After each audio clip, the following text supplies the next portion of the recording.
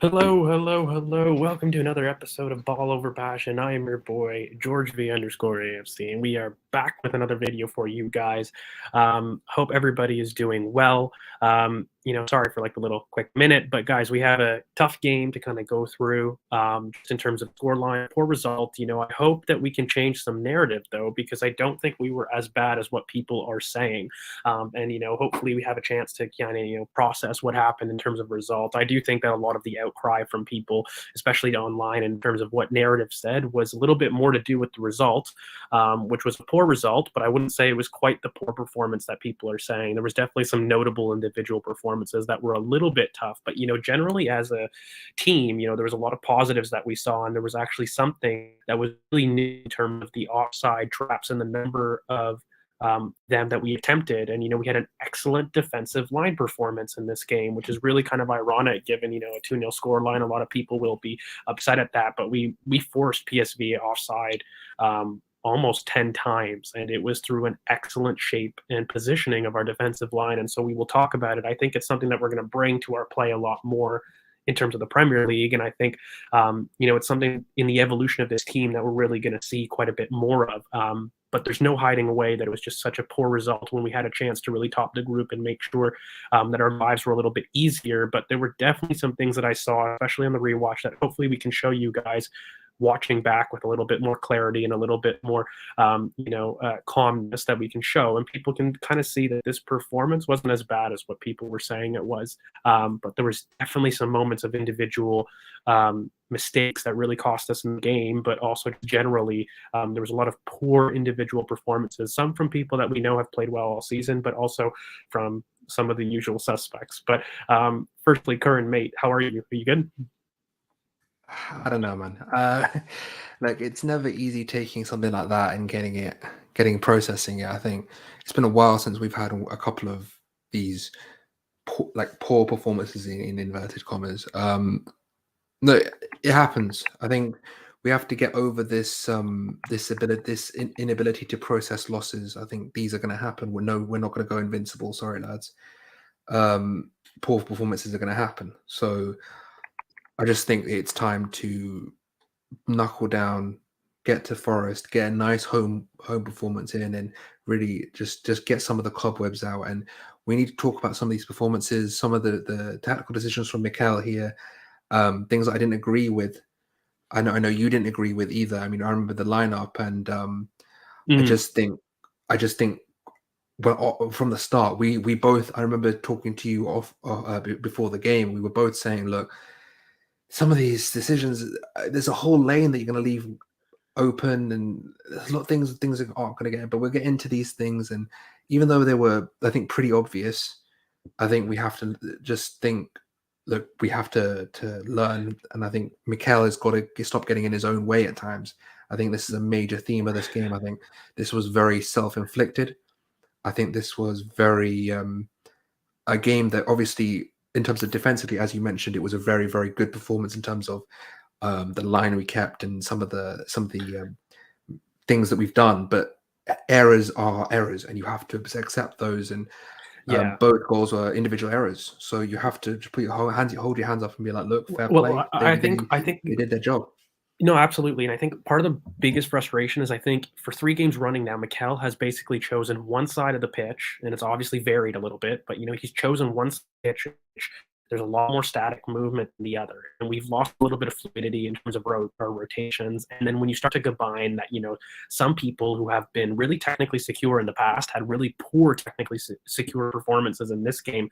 I'm talking about Eddie Nketiah and Gabriel Martinelli were just so poor technically in this game, both of those two. And then Rob Holding, who we know has struggled at times, but Rob Holding had an excellent performance home, and then he followed it up with just such a poor performance in this game.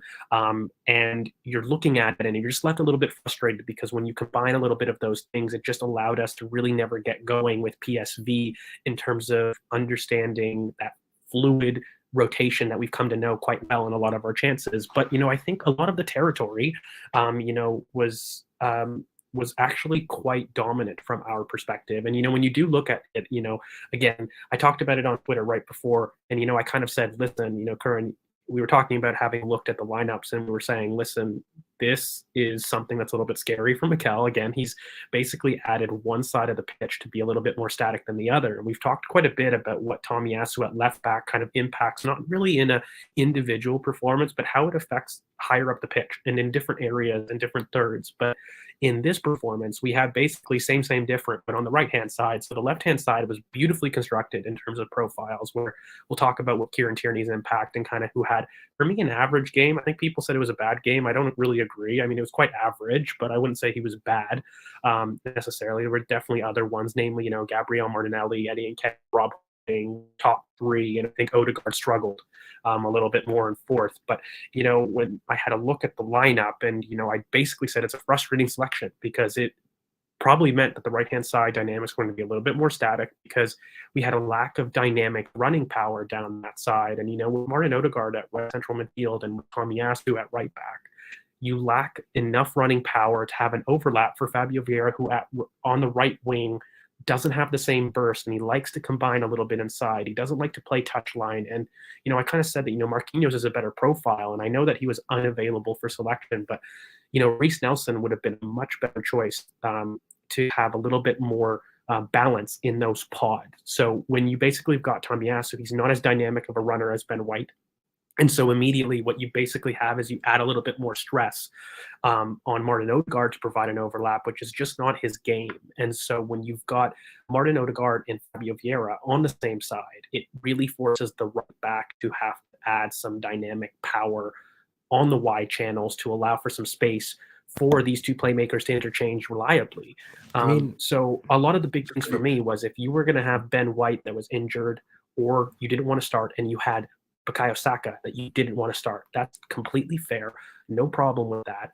But then what that means is you have to have their replacements have a little bit of balance. So if you meant Martin Odegaard had to start and you had to start Tomiyasu because you were facing Gakpo, and so 1v1 defensively, you really wanted to make sure that the right back was solid. And that's very common knowledge. But if you're going to have Martin Odegaard and Tomiyasu, it places emphasis on the right wing to have that running power, or at least be able to operate on the touch line. And that's what the impact is of having Martin Odegaard on the inside and Tommy, who is going to stay back a little bit more in the defensive line. Now, if you had Fabio Vieira instead of Martin Odegaard, I think you could have gotten away with, a little bit less running power. You could have gotten away with somebody right wing who was maybe not as quick. But, ultimately, once you put both Martin Odegaard and Tomiyasu in the starting lineup, you need something from the right to offer more running power, because between your fullback, between your widest channel, and between your interior, I always say that you need one dynamic runner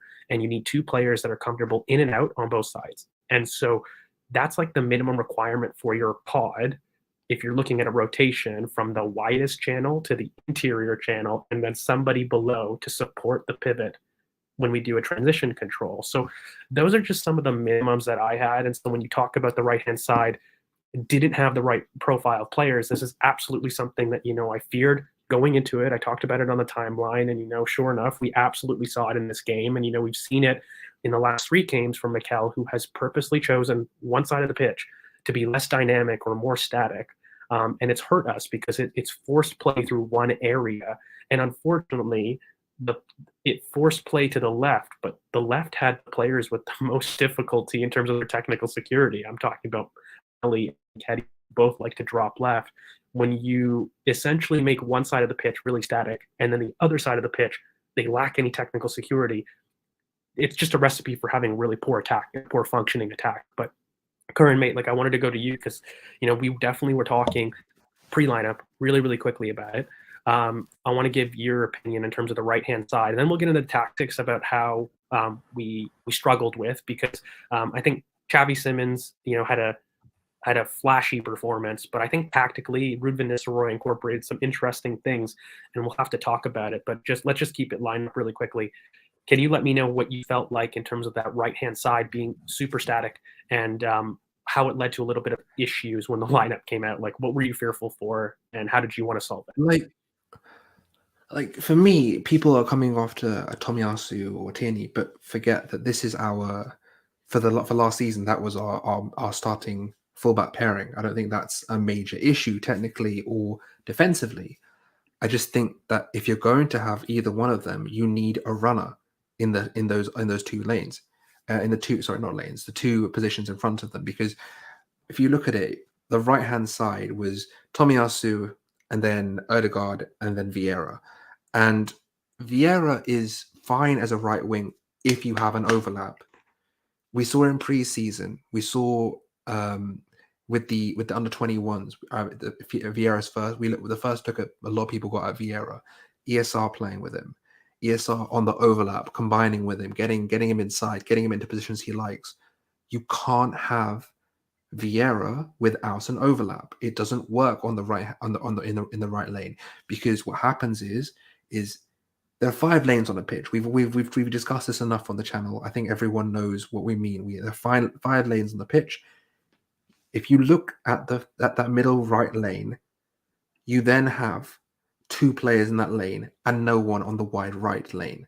And that means that you have no ability to stretch the pitch.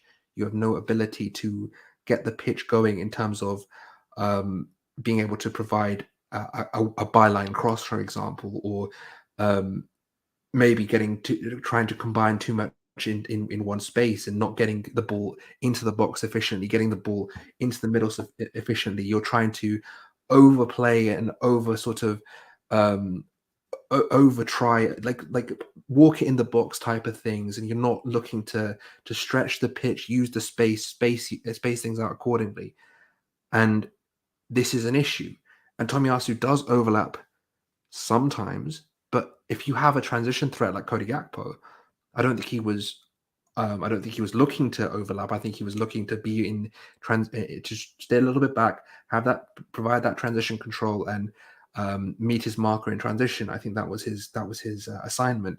And you had 2 players there that essentially wanted to do the same role. And Chris, I completely agree. I was saying on the timeline today, the whole plan for me this year, personally, from what we saw in preseason, was Lokonga left centre mid, El Neni DM, and ESR right centre mid, and then Vieira could be right wing, and they combine in that lane, and you have all sorts of fun things going on there. So for me, that was the problem. In terms of the left, I think the main problem with the left is I know a lot of people are blaming it on the pitch was slippy, we slipped a lot, but there are essential issues with technical security in having players in similar zones and playing in similar zones. Nketiah likes to drift left, and Martinelli likes to come inside. What happens? Lack of spacing, no stretching out of the pitch. Again and again, we're seeing these issues where people are not sticking to their lanes and not being able to. If you're going to vacate your zone, someone has to get into that zone. It doesn't work if players are bunched together. You need spacing. I get the Brazilian way if you want to be Brazilian about it and have those socio-affective relationships in specific zones, but we don't play like that. We play in a positional play style. You need a specific spacing involved so you can get those triangles going off. You can get that movement into the final third, get to the byline, get to inside. You need those movements. You can't just say just keep them 100%. together. Yeah, 100%. And look, ultimately, there's been a lot of great suggestions kind of here in the chat, and you guys are kind of understanding where we're going with this, where we need a little bit more running power. So in terms of kind of that right-hand side, absolutely. Like if you're going to have Martin Odegaard and Tommy as your absolute 2 that are in the lineup, your right wing has to provide that dynamic running power. And of course, I'm sure Arteta wanted to rest Saka, but I completely agree. Like Jesus absolutely should have started off the right. That would have been a beautiful out-to-in run and makes balance on the right-hand side. Reece Nelson, if you didn't want to start Jesus and Saka because they were your first team starters and you wanted to have a little bit more rest for them, then I think Reece Nelson was absolutely the best pick of the ones available if both Marquinhos, Saka, Jesus is not available. But of course, I think the idea of having, Emile Smith-Rowe on the right, we kind of talk about his best position quite a bit, both on this channel and abroad kind of on Twitter. For me, I think the idea was definitely to have, Emile Smith-Rowe as the right central midfielder as an 8, and of course have Sambi Lokonga left central midfielder, and then an El Neni, and we could have had Fabio Vieira off the right wing. And again, a lot of people used to ask me, like, it worked with, Emile Smith-Rowe and Saka. Why doesn't it work with Martin Odegaard and Fabio Vieira? Well, really quite simply, like ESR has amazing dynamic running power, probably amongst the best in the squad. So, I think for me, it's not really terrible between him and Odegaard or even Fab Vieira when they play as an 8. Emil Smith Rowe has excellent running power, so he solves that issue of having a right back who's a little bit more inverted and deeper. And he allows you to have an effective overlap for somebody on the right wing who isn't comfortable touchline, but is a little bit more of a creative type of profile. So it's really quite simple for me. If you've got a right back that you're going to keep inverted that isn't going to provide that overlap, then it forces extra pressure on the central midfielder 8 to provide that overlap if your winger is a creative winger in the mold of a Fabio Vieira. If your winger has that dynamic running power that like Jesus, that is like somebody that can hold the width on its own, then you don't have as much pressure on your right central midfielder 8 to do that overlap. And so he's able to play the touchline role really quite well. Thanks for the comment, Blaze, but I don't agree here. Gabriel Jesus played as a winger in the home league. So he's definitely able to do it. And, this idea, we got to get rid of these position stuff in our minds. Okay, guys, we got to look at a profile of a player and look at how these pieces fit. I could understand if he didn't want to start Gabriel Jesus from a pure fitness perspective and he didn't want him as a starter. I think that's a separate debate. But in terms of looking at Gabriel Jesus as a winger, I mean, Mikel Arteta has played him as a winger quite a bit. He's played himself in wide areas so much. So it's not that simple. There's not this positional rigidity that I think a lot of fans put on our players that they can only play this position. Like, I've seen a lot of that, and I think we need to get rid of that as a mindset. But I also am really quite surprised that Jesus didn't play, period, because, he did the press conference, and that normally means, 1 + 1 = starting all the time, right? But anyways, guys, it's almost been 20 minutes, so we definitely got to get into some of the match. And I just wanted to kind of go into a kind of a summary, because I think there was a lot said on the timeline, and both narrative-wise in terms of how this kind of match played out. And, I think a lot of people felt that we were dominated. And, realistically, we were only dominated for me for a 20-minute period in the second half. And when you had a look at kind of all of the statistical numbers in terms of the eval and stuff, so let's just have a quick reminder of what the field tilt looked like for Arsenal in the home leg. Beautiful. Like, this is clearly us in the red. And, PSV really didn't have any notable PSV tilt. And again, these numbers are from O_that_crab on Twitter. But this was the home leg. And then when people saw the field tilt, everybody was shocked to see that Arsenal carried a lot more of the field tilt. And of course, PSV had a little bit. But, guys, for me here, this shows a very different story to what the narrative on the timeline said. And if you really had a look at it, most people think that, PSV carried a lot more threat than Arsenal, but that just simply wasn't true. They capitalized on poor individual errors. And for the most part, Arsenal carried a lot more of the threat in terms of the touches in the final third, which is what this kind of measure of field tilt essentially means. And you have to look at kind of running numbers in terms of who had much of the play quite a bit. Again, there was a 20-minute period or a 10 to 15-minute period between the 60th minute and the 75th minute in which PSG absolutely had control. And that was when we kind of lost control of the game. And Mikel brought on, Bukayo Saka, Thomas Partey to kind of fix that. And then there was a period maybe at the start of the game in which PSV started really quite well in the first 10 to 15 minutes. But other than that, Arsenal dominated the play. And, I think to sit there and say that PSV dominated us is a really loose description. I think what they did have is some really good counters, but a lot of that was from poor individual errors, and a lot of it was from our own making. And I don't really agree with this narrative that, Arsenal were dominated. And, you really see this in the number of zone 14 half space crosses when you compare that between both PSV and Arsenal. And this is why that we dominated so much of the expected threat in the match or the field tilt. When you start to look at these offensive metrics, it's really quite clear to see that we had almost 4 times as many half space crosses and almost 3 times as many zone 14 entries. And just to tell everybody, zone 14 is kind of that area that's at the top of the D, which is the most frivolous, or not frivolous, but the most expected chance creation from a team. And, you really think anybody that can enter into zone 14, you're really going to punish your opposition. And so zone 14 is kind of highlighted by the purple box that you see between this. And on the left, you see PSV, and on the right, you see Arsenal. And so the half space crossing that we really see from a lot of teams, they are operated by these 2 yellow boxes that are on either side of zone 14. And so these are your most threatening zones on the pitch when you're talking about kind of an attacking perspective. And so you can clearly see here that bar a couple, entries from PSV, which they did have, and a lot of it came for me from poor individual errors. But like Arsenal here are very clearly dominating PSV in terms of these dangerous areas on the pitch. And so I really wanted to push back quite a bit on timeline narrative that said that PSV dominated. You can say it's a poor result from poor individual errors, but to say that Arsenal were dominated is just categorically not true. And then when you kind of compare the field tilt from home, which everybody would say that we completely dominated, Arsenal only gave up, I believe, if this was, 87%, we only had, 75% field tilt here. So the difference between the two, Curran, like for me, has only been 10%. So, I mean, this idea that, one performance is viewed as a completely dominating performance and another performance is viewed as really poor, lacking dynamism, and we gave up control in the middle of the park, I just think is a little bit loose. It's lazy analysis. It's not really quite true. No, I just And, I think the main way to sum it up, I think it's very clear to how to sum it up. Moments decide narratives in this game. I think that's the way it looks. I think people saw that we were basically holding up our defensive line very well, and they just thought, oh my God, they're almost in, they're almost in, they're almost in. And the fear set in, and obviously they got done eventually. And I think we've got to talk about what happened. And but the thing is, this is a very, very clear tactic from Mikel. He's always wanted to play with his high line, and he's never really backed down from that at all.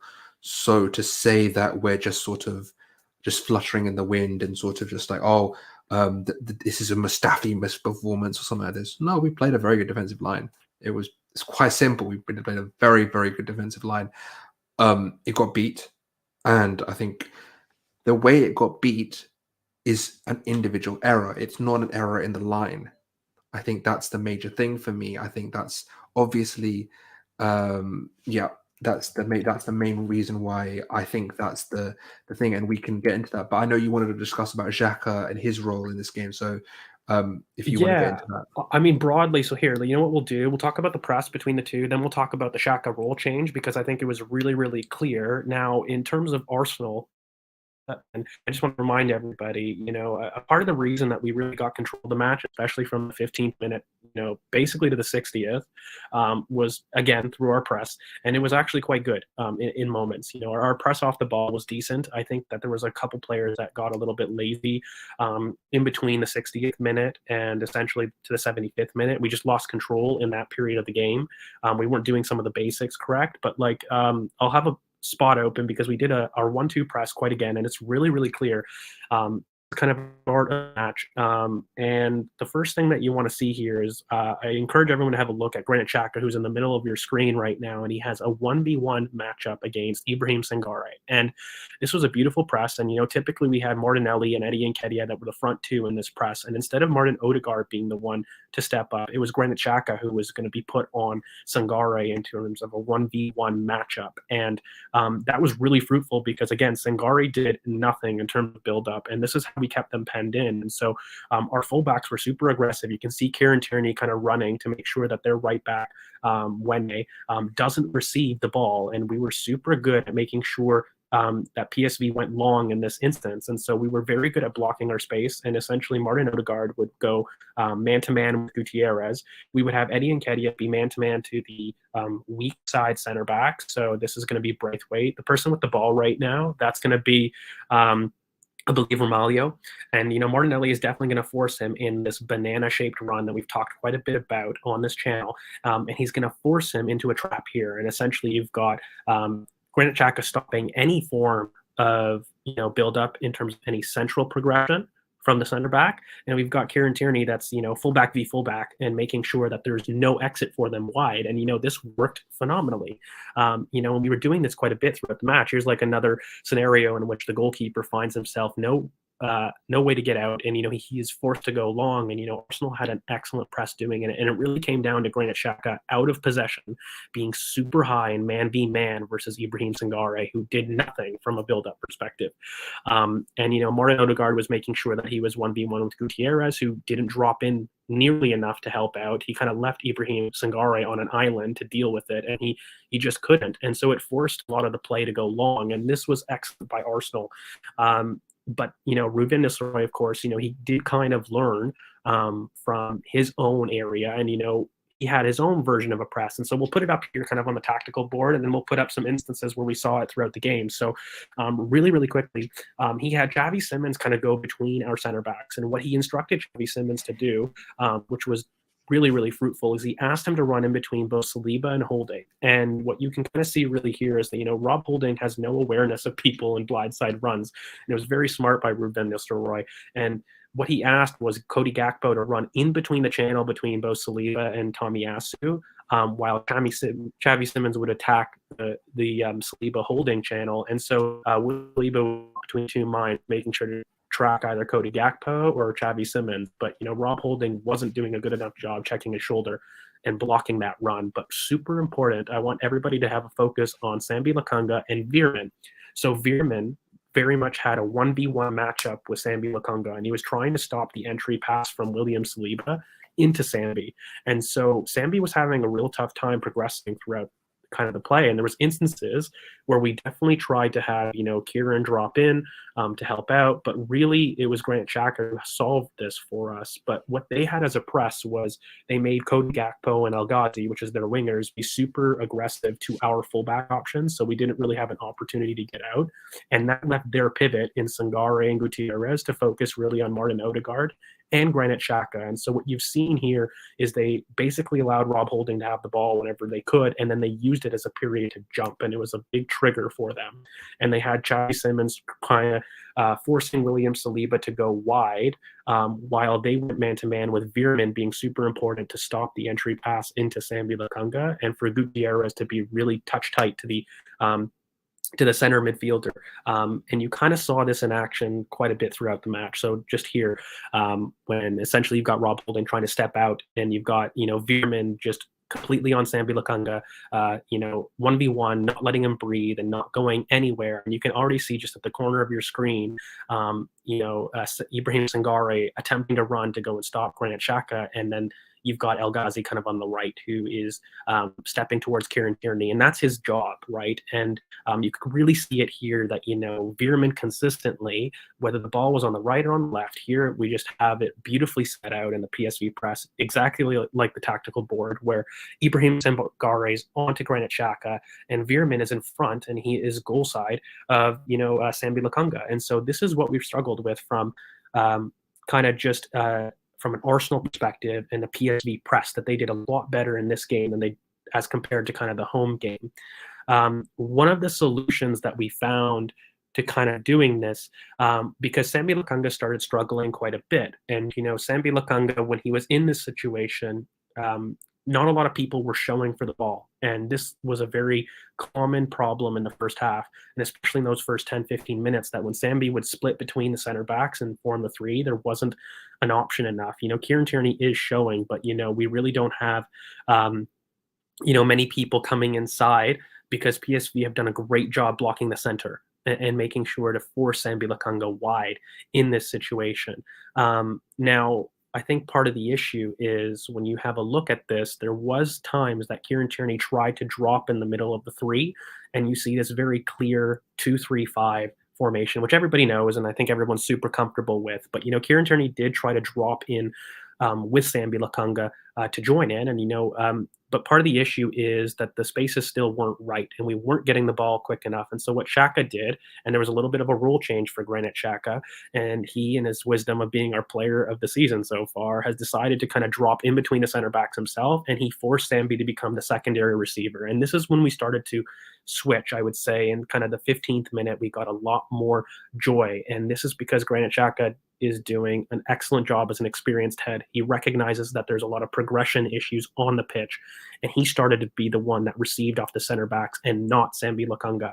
And so what we ended up having was Granit Xhaka being the deepest quite a bit of times, and Kieran Tierney stayed high and wide, and this is what put Sambi Lakunga in the best situation. It put everybody in areas of the pitch they were a lot more comfortable with. It had Kieran Tierney nicely high and wide. Another instance of Granit Xhaka being the deepest one receiving. It put Sambi Lakunga higher up the pitch where he's a little bit more comfortable. And we didn't see those issues progressing as much. And that was because Granit recognized this. He deserves all the praise. He's one of the people that I would put up for man of the match because he's the one that helped us solve this issue of basically solving this issue of Sambi struggling, to start possession. And, when you're in this period of the pitch, it becomes really, really difficult when you don't have enough options. And so Xhaka took this upon himself to really open up the pitch a little bit more. We put Kieran in areas of the pitch that he's a lot more comfortable with, which is high and wide.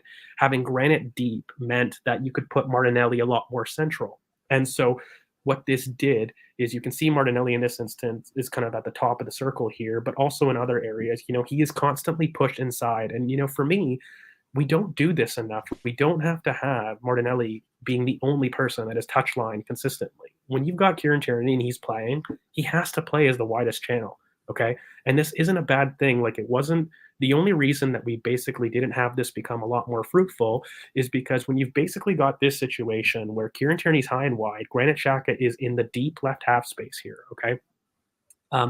You've got Martinelli and Eddie Nketiah that are really close together, but Martinelli and Eddie Nketiah had a horrible game technically. And so even if they were tightly nice to each other, and we had spaces, by the way, like look at the amount of space that Gabriel Martinelli is in here.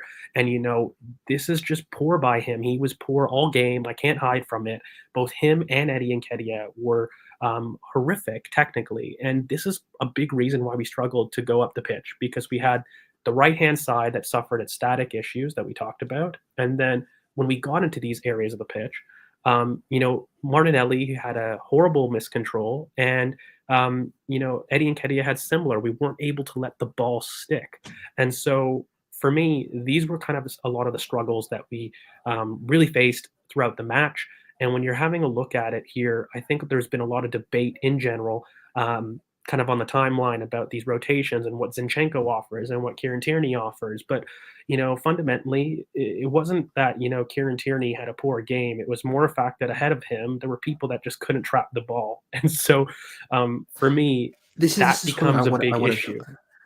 But I wanted to give it to you, Karan, because I know this is an issue that I really wanted to talk about, because I think a lot of people get lost in the triangles and get lost in the spacing. And even though that's something that I really emphasize, if your man cannot trap a ball, you cannot get through the lines. And we could not trap a ball, whether it be Sambi, Eddie, Martinelli, sometimes Kieran. Kieran was better than a lot of them, but he was still mispossessing it, the slipping. I mean, I don't want to blame it on the pitch, because at the end of the day, both teams had to play on the same pitch. They didn't play on a different pitch to us. They played on the same pitch. They weren't slipping as much. Either they were used to it, or I don't know. But we were slipping around. We looked like we couldn't trap a ball. The technical security on the ball throughout most of the team was off. There's a lot of players like I love William. I love a lot of these guys. But for me, Saliba, this game, I felt like he coasted through this game a lot. I felt like he was there and he was doing his job and he was maintaining the line very well and he was getting there. But on the ball, and sometimes even in defensive transitions and situations, a lot of ball watching, a lot of things that I just didn't like. And I don't like pulling up with William, because William is one of my favorite players this season. He's been great.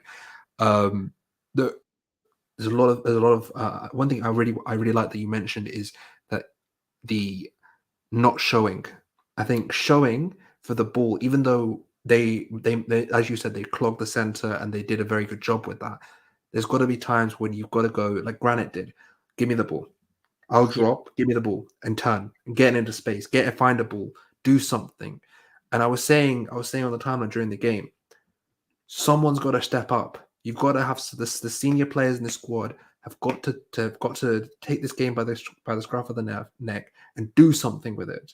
You've got to turn to your technical leaders. You've got to turn to your Granit Xhakas, who I don't think had a bad game at all. But this I expect him to raise his game in these sort of games. And I like that he dropped, which is a perfectly great move. Yeah. But I think that the thing is, you have to. I personally, maybe my standards are too high, but I think you've got to have your leaders on the pitch, and Martin, Xhaka, a Martinelli. These guys, I mean, obviously Martinelli isn't as older, but these are technical leaders on the pitch. You've got to say, look, I'm the best player on this pitch. I have to do something here to stop this, because right now we're coasting through this game, and I don't know if we can win this game. Well, And look, you know what I it just need is? that from this squad at times. You know what it They is, just Karen? they don't capture the moment at times. I feel like they drift through games at times in this. I don't know, it's not a thing that's happened in this whole season, but in this little micro bubble that we seem to have popped in the past, one draw and one loss. That I think that's got to be something that's got to be addressed. I think a frustration of mine is people are they talk about zones, they talk about positional play, and then they don't understand what they're talking about, because they start to say like Zinchenko's the reason that we're not controlling games. X person is the reason that we're not controlling games. One side of the pitch is totally fine. See, look, it's not static. It's a different issue. Kieran Tierney's the problem. Like, we assign it to individual people, and I think one of the big things that I wanted to talk about is, look, there are two basic options how we like to rotate both on our left-hand side when it depends on our left back. Okay. And I want to put it here. Okay. Kieran Tierney does offer himself inside, by the way. There's many times that he does it, and he does receive well. This idea that he doesn't do it is completely we were complaining about him in being in a central midfield role at times. Like, he was sometimes like this is the thing. He's not just this, oh, I'm going to run on the outside. He comes inside a lot now as well. It's something I got this screenshot up to kind of show you guys. This is when Granit Xhaka is high, and then Martinelli is touchline. Like, it happened. It happened in this game. To say that it didn't happen and it didn't happen well is just not true. But part of the issue is that when Kieran Tierney was doing it, PSV would crowd him out. And what they didn't do is they were trusting their ability to basically mark out Kieran Tierney, because he's not going to drop deeper and he's not comfortable receiving back to goal. Okay. What they didn't do is when Granit Xhaka did it, everybody stepped off. So they continued trying to be tight. Ibrahim Sangare was trying to go high onto Granit Xhaka, but Granit was phenomenal receiving in the first line. And I had these conversations with people that Granit Xhaka must be the secondary receiver. Bullshit. And he showed it. He had one of his best performances here, and he was the first receiver. Okay, Granit Xhaka has been doing this all his life. Okay, he has no problem doing it. Just because you've got a player who is phenomenal, by the way, either deep or ahead of the ball, that doesn't mean he's better one way or the other. He's very versatile. He's done this excellently. And when he was in this position, we were able to get out quite well. And guess what? You put Kieran where he's best, high and wide, running up the touchline in the channel, and he did excellent. Okay, like, when he is in that position, it pushes Martinelli to have a lot more of a central role. And by the way, when Martinelli is central, okay, he had a very poor game technically. But if he has a greater game technically, we don't see these issues. And this idea that Martinelli and Kieran Tierney can't coexist, it's not true. They just can't step on each other's toes, and they're not stepping on each other's toes. You just have to call a spade. And Martinelli had a horrible game technically because he's in space. By the way, you see it here. You see it in other instances when he's nice and close to Eddie Nketiah. If Martinelli is able to take this and turn, we've exposed their back line, and very well. Yeah. By the way, like, I mean, there's even if you get it to Kieran wide, if you get it to Kieran wide, he's able to run. There's multiple options in this picture. But one point I just want to mention, sorry, George, but just there's one point I think is very evident in the screenshots that we've produced here. If you look at Xhaka here, if you look at Xhaka in this one, when he's deepest and he's turning into space, you look at the spacing in front of him. I think there's a one that shows it better. I think it's this one. Yeah, this one. You look at the spacing here, and you see Sambi in space as a secondary receiver, looking to receive the ball, looking to be on his toes and get on the ball. You look at him here, and he looks comfortable. You look at Sambi when PSV press, and you see him behind the line, not showing for the ball. He's not sure about whether he wants to step into that third centre back role, or let the build up pass him by. I think. You see the difference in comfort levels in these two pictures. I think this is a very good way of showing what we think that Sambi is good at and what he's bad at, because I think Even I was a bit angry. I was a bit angry at him yesterday. I think there was he had a very poor performance technically on the ball. I Yeah. think that even for him, his passing range wasn't great, and in duels, he's just not there. He's not a Well, six. part of We've the said part of the it time problem and for me again. is he doesn't show. Okay, so like I have no problem. Look, when Sambi here, I don't blame Sambi here. By the way, this is us not creating a passing lane for him. You know, Martin Odegaard Correct. has to recognize this and drop in between that PSV pass line to give him an option. Like this isn't Sambi's fault. What is Sambi's fault is this: get goal side of Veerman, get some intensity. Like, you know, there's no reason he should be in front of you, okay? And you have to offer yourself as an option. And he should be deeper, by the way, to give a better triangle for Granit Xhaka as a support in case he does receive the ball. This is the part of Sambi's game that he has to improve on. And, you know, ironically, he actually had a decent game on the ball for me in this game. But the issue is his off the ball kind of issues really came to the fore. And it wasn't until when Granite said, okay, screw this, I'm going to be the one that's in charge. And, you know, kudos to him. He has to do this more often. He has to recognize when Sambi is having trouble receiving back to goal and being in the first phase. And, you know, he was the one that took charge. You ended up having this scenario and we opened up the pitch quite a bit more. And while PSV really blocked the center, look at how much space Kieran Tierney has, by the way. And, you know, we did this a lot. And when Kieran received kind of the ball in these wide areas, part of the issue, and not just part of the issue, but the whole issue that we couldn't get up the pitch was this. It was Martinelli and Eddie Nketiah being so poor technically. They offered zero kind of trapping of the ball. But guys, like one person who did and had a phenomenal game was Fabio Vieira. I wanted to have him have his own little highlight here because he was phenomenal in this game. And, you know, it wasn't because, you know, I think that Martin Odegaard had a really great game either. I think he had a poor game. Again, he was fourth to me. But, you know, Fabio Vieira was very technically secure. And, you know, you can see here he carried most of the threat in this game. And, you know, I think Grant Xhaka still deserved to be man of the match for his overall ability across the 90 minutes. But Fabio Vieira was super close by. He was the one that was the most threatening. He was the one that was the most technically secure person in the front line. And he, look, I think I was really quite annoyed that this was the case because when you have a look at this, you know, he wasn't just an offensive threat, but he was also a defensive threat. You know, he definitely completed quite a bit of ball wins, and he made sure that he was threatening when he could be, and he was smart with his touches. You know, he didn't waste possession because everybody else on the front line was wasting possession, where it was Eddie Nketiah, Gabriel Martinelli. You know, when they came on, I don't think, you know, Gabriel Jesus had, you know, still his best game, but, you know, Fabio Vieira was consistently the most technically secure Arsenal player in the front five. And, you know, I think he deserved his little shout out here, despite having difficulty with Martin Odegaard kind of stepping on his toes here. So, I'd say this is a very positive performance from Fabio Vieira. He hasn't had one of those, and he was controlling things quite a bit from his own perspective. But guys, one thing that we have to talk about before we'll get into the goals and we'll wrap up here. But Can we just have a? Can I just remind if I just go on Fabio a bit? yeah, go ahead. The I think Fabio was very good technically, and he received well, and he got into zones quickly and was creating things. The problem I have is, and I hate using this term because all the Brazilians love it, the socio-affective relationship he has with Marcelo Odegaard. I think they just weren't clicking as they are looking to do the same thing a lot of the time. And I think the relationship there. I know a lot of people want to play them dual eights. I just don't see it. I don't see the dual winning ability to be playing them. For example, Odegaard left, Fabio right, or vice versa. I don't see it unless we're playing some low block team for 15 minutes that we need a goal. I don't see it. I just think that yeah, I don't know either, Blaze. I think that there's He had it's a phenomenal I game. think it's silly. The proof's in He the had a good pudding game. there. Like the issue I have and I think a lot of people have is the jewels. I think we've got Yeah. to call a spade a spade. He needs to grow into his body a bit more. I know he said he's doing 3 times gym sessions a week.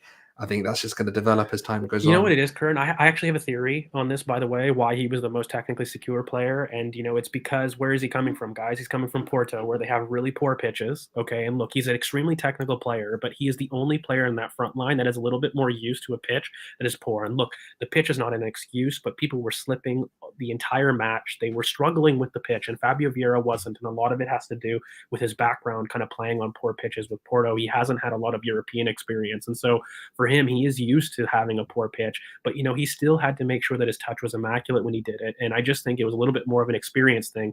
A lot of our guys haven't played on a poor pitch in years, and Martin Odegaard could control it. Somebody who is normally technically secure, and it wasn't like PSV were physical with him, so he had no excuse, and he was just poor because I don't think he could adapt to the pitch. But Fabio Vieira could, and Martinelli, same thing. He's been in England so long since I think the Brazilian Tier 2 was 4 years ago now we're approaching with Martinelli, so he hasn't experienced that in quite a while. Eddie really hasn't. So if you go through our team, there's not many people who have. The only one who was super technical along with Fabio Vieira was Granit Xhaka, and that's also no surprise because Granit Xhaka is our player of the season. So I think for me, what a lot of people missed out on is I think that why Fabio had a good game is he just had a little bit more experience in terms of the level of the pitch, because he's coming from Porto, an area where typically most of the pitches aren't great. And so while Porto's stadium is pretty decent, but he is exposed to that kind of poor pitch a lot more than other people. So that's why I think he showed really well, but he still had to do the business, make the right decisions. And for me, there was a lot of people that were criticizing him not putting enough crosses in the box. Guys, Eddie and Martinelli weren't touching anything. So we were struggling to hold on to the ball. Fabio Vieira is making the right call and making sure to recycle play and switch play quite a bit of times. And, I'm just going to put up that graphic one more time to dispel the rumors, because I completely agree with you, Blaze. We kind of, brushed over it. But this idea that Fabio Vieira had a bad game is just lies. Can we stop it here? He had a great game. He was one of the better players on the pitch, only bettered by Granit Xhaka. And that was only because Granit has such a good game in helping us solve our midfield issues that we kind of already discussed. But in terms of this dual 8 stuff, look, everybody knows our opinion on a certain carbohydrate. But look, when you talk about 2 8s, you need to talk about balance. We spent a lot of this podcast talking about how on the wide channels, you've got your wide role, you've got your inside role, and then you've got your kind of pivot player role. Okay. And we talked a lot about balancing that pod. When you look at a midfield, okay, part of the issue is Fabio Vieira is definitely kind of a final third player. When you've got 2 8s, one of them is typically an all-round technical player. Another one is your player that's going to be more primarily focused in the final third. And then, of course, you got your lone anchor. Okay. Part of the reason why I don't think some 8 pairings work and why others do, namely, let's say if you wanted Emile Smith-Rowe in the left central midfielder role and you had Martin Odegaard, for example. Emile Smith-Rowe kind of lacks that same penetration with the left as he does on the right, because naturally he drives with his right foot. Martin Odegaard drives with his left foot. Fabio Vieira, by the way, does the exact same thing. He drives with his left foot. So when you put them on opposite sides of the pitch, that isn't their strong foot. And when you have these 8s that are the final third players, they end up not being able to drive on their preferred foot, and it leads to them kind of stuttering and wasting time a little bit. And that's horrible when you're kind of in tight spaces in the final third. So for me, when you've got an 8, you've got to decide, okay, is this player kind of a Martin Odegaard type who prefers play a little bit deeper, who is a little bit more of a second player, a second phase player, not the final third player, but a second phase player? If he is that way, how 2-footed is he? That's another question. And if he's super 1-footed, you have to have him on one side of the pitch that promotes that, because if he is, that's kind of more on the opposite end. So that's why Martin works so well on the right. I think in theory, he should be good on the left, especially when you've got a winger like Martinelli who prefers the touchline and runs kind of out to in. But again, a lot of that is in theory, and he'll struggle because, he is so 1-footed that his angles are going to naturally be a little bit closed off.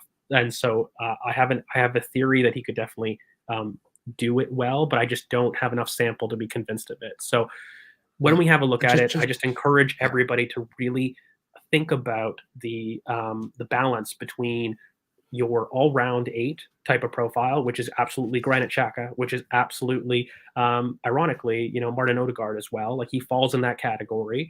And then you have your final third 8 player. That is Fabio Vieira. That is Emile Smith-Rowe. Okay. You have to make sure that you're balancing these 2 players with something that the other lacks. So if you're going to select Martin Odegaard as somebody who is going to be your theoretical all-round 8, you need a final third 8 that is excellent in duels. Otherwise, that pairing won't work. It doesn't matter what side of the pitch that it's on. Part of the reason why this is just such an interesting midfield 3 to see is, look, Emile Smith-Rowe on his strong side provides so much dynamism for Bukayo Saka to kind of run on the inside, right? We know he has that, but, Granit Xhaka has an excellent ability to supplement second balls. And so when you combine that with a really great defensive presence, whether it's Rice, Partey, whoever you want to put in that anchor role, it has beautiful balance. And so if you wanted to have Fabio Vieira be the starting, kind of right central midfield player here, you need to have Granit Xhaka or an all-rounder who is excellent with second balls to supplement him, because, the final third eight has to be somebody that's focused on the final action. And that's just typical balance. And you can't have two of the same players in the same zones because they're competing for the same actions. And it doesn't really matter whether that's a fullback, whether that's aka Tomiyasu, static left-hand side. It doesn't matter if that's Martin Odegaard and Fabio Vieira. Like, these are just two players who want to do the same things and operate in the same zones. So let's not have it. Let's make sure that we're balancing things well. And I kind of wanted to just end on, we'll talk about the errors really quickly, but I wanted to talk about the offensive line trap. And really quickly, current mate, we were phenomenal on our defensive line. Like, we kind of talked about it in the three prologue. goals that goals they got disallowed, wasn't it? There was 3 disallowed goals, but also there was like 10 chances where they were called offside, and it was because we were super, super diligent in our defensive line. The positioning was phenomenal. The offside trap in so many different areas was played beautifully. And I think this is why actually people felt that the game, maybe they felt that PSV dominated, is because there was all these chances where the ball went in the net that they were pulled back. But guys, this is excellent defensive positioning by Arsenal. It's actually ridiculous that you don't, those don't count. They're disallowed goals because the defensive line did its job. It did what it was meant to do, and that was to stop people from entering off the shoulder. And, they played excellent. They were so tight together. I've never seen us have a better defensive line performance than I did in this game. And it was phenomenal. Everybody was super tight. There were so many instances where people were communicating really well. And, the distances between everybody was so tight that, they were playing them offside at will. And this, by the way, was a tactic. Don't sit there and think that it wasn't a tactic, okay? They were constantly asking for offsides. It was something that we had gone into the game attempting to do. And so I'm really tired when people don't benefit this, because just because it was a disallowed goal doesn't mean that there was a breakdown. We actually did well to create that offside. It wasn't something that we luckily ended up doing well. It was absolutely a tactic that we used, and we did it brilliantly. So, Kurt, I wanted to ask you your opinion kind of on the offside trap just in general. I thought it was just super promising. And if we can bring that with our high line, it's just the next evolution of this team. And I think people need to give the team the credit here, because it was something that we were trying. We did it beautifully against a very tough Champions League opponent. Can you just imagine adding this level of tightness to the first team with a high line? It's beautiful. It's beautiful control. And I wanted to have your chance to kind of talk about it. Yeah, so if we look at this PSV team in specific, their threat is transitions, runs from Gakpo and Simmons, and their main threat was in behind. They wanted to run in behind. They wanted to get in behind. So what does Mikel do? Mikel goes, okay, why bother trying to defend? We're going to try and cut off that run. We're going to push the line up. It's a very simple tactical adjustment to push that line even higher to frustrate them. And time again, 10, 12 offsides, something like that. I don't even know how many. But the point is that when you look at this game and you look at what we were trying to do, as I said before, narratives were decided in moments in this game. This was not a game where we were playing against a Man City or a Barcelona or something like that, or a Pep Barcelona, for example, where it's like, okay, we got outgunned, outpossessioned, outcontrolled. Everything was there. No, they do what I feel like. There's two schools of football right now. There is the positional play, very high on control, high on possession, and we're going to pass you and walk the ball into the back of the net type of football. And then there is the low block counter-attack school of football. These are the two clashing theories of football right now. You've got your right now Man United, Spurs, at times Chelsea under Tuchel, and then you've got the Peps, us, etc. types of football. And these two tactics are constantly dueling against each other, and both sets of managers are trying to outwit and outplay the other. And what Van Nistelrooy did was he was adamant that he is going to play transitional football. He has the athletes for it, he has the players for it, and that's what he wanted to do. What we wanted to do is to counteract that and try to frustrate them. Get that line high, don't leave any space in behind, constantly watch off your shoulder, and do not let them in. And when we did let them in, it wasn't that it was the line that was off. It was an individual error that allowed for space in behind. I think that's a like, beautiful kind of transition in terms of the goals because, again, they were horrible individual errors. And Rob Holding, I talked about it earlier in the game, was having an awful day. And look, Rob Holding just simply overcommits here. And by the way, he is in the wrong side. He is not goal side. It's ridiculous. I don't know what else to say. It's a complete error from Rob Holding. I don't know what he's doing in this position. I can't really defend it. He was far too aggressive, and he was overcommitted and far too aggressive on the line pretty much all game. But he's punished here by not being in the proper position. And you have to be goal side. And, again, PSV just punished ruthlessly 2 individual errors by this team that, you wouldn't expect. And you have to hold your hands up in terms of this because you don't teach this. He had a beautiful line all game. And, he sits there and he does that. It's ridiculous. It's poor. That's the first goal. And then really a couple minutes later, Aaron Ramsdale basically seals the tie or the game by just a really poor error coming out to punch for the ball, which again, it's just it's an error by him. These are individual errors. It's nothing that, the team broke down from. This is individual errors and they were ruthlessly punished. But again, I'm just going to remind everybody in terms of this match, there was a 15-minute period where we struggled, and that was basically the 60th minute. Okay. And between that and the 75th minute, and that was really right after those 2 goals happened. They were sucker punches because, we were dominating the game. And then these goals happened within 5 minutes of each other. And that's when we started to lose control. And, Mikel responded by bringing on all of our subs, namely Bukayo Saka and Thomas Partey. But guys, we changed tactic. We went back to something kind of in preseason that we saw. And I just wanted to show everybody in case they forgot here, but we went into this like 3-3-4 that we saw in preseason. And guys, it worked. We started creating chances at will. Gabriel comes back in the back line and we see the 3 center backs with Ben White happen. And we've seen this during preseason, but it was so nice to finally see a return to it when we were chasing the game and we were creating chances at will, both centrally and as well as wide. And so when you have a look at this, this wasn't just the first, instance of it. It's really clear kind of in the back here. Once again, you've got our 3 center backs, Thomas Partey anchoring. We've got our 2 8s where it was Granit Xhaka and, Fabio Vieira kind of on the inside here. We see it where right now Granit Xhaka is just swapping with Thomas Partey, but like the theory is the exact same thing. It's this 3-3-4 option, and you've got your 2 strikers, namely Eddie Nketiah and Gabriel Jesus on the inside, and of course Bukayo's out wide, and you've got Gabriel Martinelli out wide, and you've got your out-to-in runners. You've got 2 strikers on the inside, and we really went for it, and we were carving PSG open at will. We just couldn't find the final action. And you can kind of see here, we really spiked up once we did this. And so this tactical change where we went from our normal kind of, 3-2-5 into a 3-3-4 really helped us get 2 strikers on the pitch, get people closer together. We maximized our goal threat on the pitch, but I just think that we struggled to find the final action in the end. But that kind of wraps up a lot of the story of the game. And I just hope that if you guys have a chance to kind of watch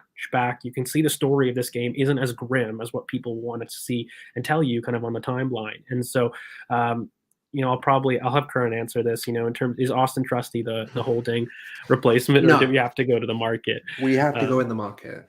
Look, I think he's an interesting prospect. He's someone that is coming to the championship, and by all means, he's better than what people think.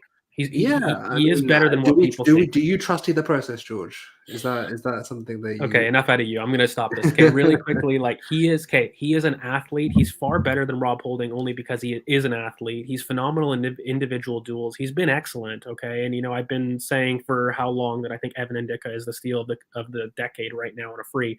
And I believe that. And, we've had links, so, I hope we do what my juju says. But, in terms of, Austin Trusty potentially being like a 5th center back, I have no problem having a look at him. He does struggle passing. He's really poor in distribution, but he's an excellent athlete. He's a carrier. He's a carrier. Yeah, he's not a volume he's someone passer. That he likes a bit of a gallop out of left centre back, which I don't mind. But you need to have. I mean, we were talking about earlier. His efficiency passing is just not it. No, no. Do you need to see that Look, he we is need a high better. volume passer He is that is better than able to Rob compress the Holding pass? only for the he is better than Rob Holding only for the instance that he's a far better athlete. He's not just somebody that is a low block defender. He is definitely somebody that can play in a high line, but he does have Rob Holding level of progression. Like there's games where he's going to do great, and there's Mhm. games when he's going to do really poor. He doesn't Can have I the see him in a consistency. Carabao Cup game? Yes. I could Yeah, of see him in a course. Carabao Cup game. Yep. I don't know if it's going to be anything more than that, but Yeah. But yeah, I doubt it. As a fifth center back, there's no problem. But look, Evan Ndicka is absolutely somebody that is far and away. He is a better athlete, or at least comparable with Austin, because I think Austin Trusty's a phenomenal athlete. He's really good interception wise, and he's really good in recovery pace. He's got excellent recovery pace, and I think Evan Ndicka is somebody who's a lot more, a strong channel defender, but he is much better technically than Austin Trusty. He's got a half space cross on him. People are finally realizing that. I think that's probably one of the best compromises on the market, and so I think that is kind of there. Hopefully that answers your question, Chris.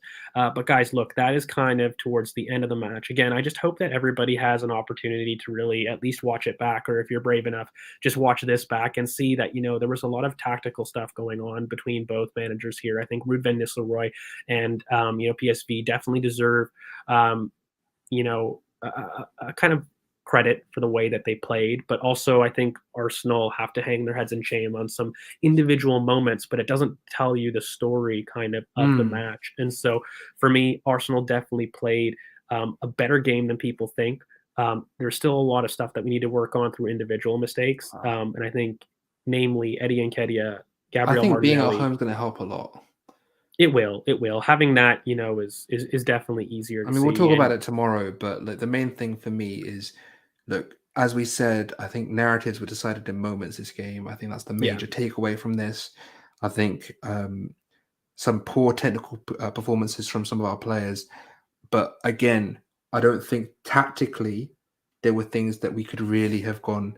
Okay, there's selection issues, there's issues with, but I don't think tactically we did anything wrong here. We raised the line, we kept the tempo high.